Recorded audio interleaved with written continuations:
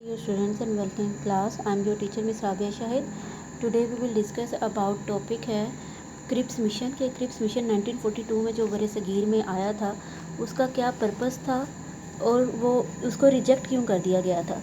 तो dear students सबसे पहले एक चीज़ याद रखें कि बरतानवी हुकूमत ने बरे सगीर में एक मिशन एक कैबिनेट प्लान भेजा था जिसे क्रिप्स मिशन 1942 कहा जाता है क्योंकि ये 1942 में बरे सगीर में इसको भेजा गया था और इसका जो हेड था वो सर स्टीफर्ड क्रिप्स था। तो इस मिशन के अकॉर्डिंग क्रिप्स मिशन का मकसद ये था कि ये अंग्रेज़ों को सपोर्ट करे और हिंदुओं को काफ़ी ज़्यादा हिंदुओं के हक़ की बात करे और बरतानिया जो जंग कर रहा था और बरतानिया जो जंग करना चाह रहा था बरतानिया की जंग को सपोर्ट करे। तो बरे सगीर में जब ये क्रिप्स मिशन अपनी कुछ तजावीज़ लेकर आया लेकिन इन तजावीज़ को इन प्रपोजल्स को एक्सेप्ट नहीं किया गया, ना तो कांग्रेस ने किया और ना ही मुस्लिम लीग ने किया और इसके अलावा बाकी जो पॉलिटिकल पार्टीज उस टाइम पे मौजूद थी बरे सगीर में उन्होंने भी इसे रिजेक्ट कर दिया। सो लेट स्टार्ट करते हैं कि क्रिप्स मिशन जो है ये क्या था, ये किस मकसद के लिए आया। ये मकसद इसका एक ही था कि ये बरे सगीर में हिंदुओं को सपोर्ट करे और अंग्रेज़ों को भी सपोर्ट करे। तो during second world war 1939 to 1945 the British government sent Sir Stafford Cripps to the subcontinent who tried to have a consensus of all political parties on some proposals। और ये जो क्रिप्स मिशन 1942 में आया था इसने तमाम सियासी जमातों को एक ही बात पे मुतफिक करने की कोशिश की बट ही फेल, लेकिन ये नाकाम हो गया। तो इसने जो क्रिप्स मिशन जब बरे सगीर में आया तो ये कुछ पॉइंट्स लेकर आया था, ये 4 पॉइंट्स, और इन्हीं 4 पॉइंट्स की बुनियाद पर इसे नाकाम कर दिया गया था।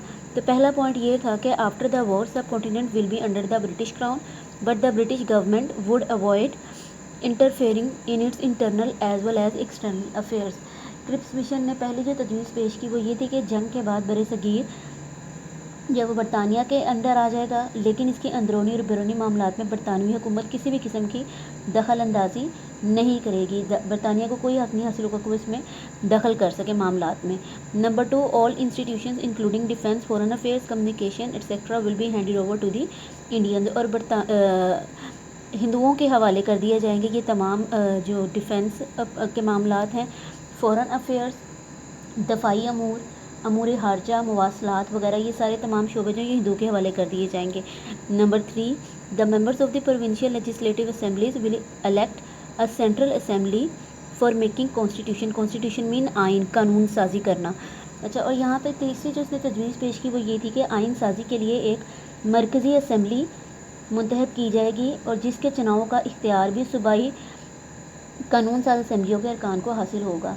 और साथ ही साथ उसने ये भी कहा कि after the constitution is finalise, जैसे ही कानून आइन साजी कर ली जाएगी, it will be sent to all provinces for confirmation.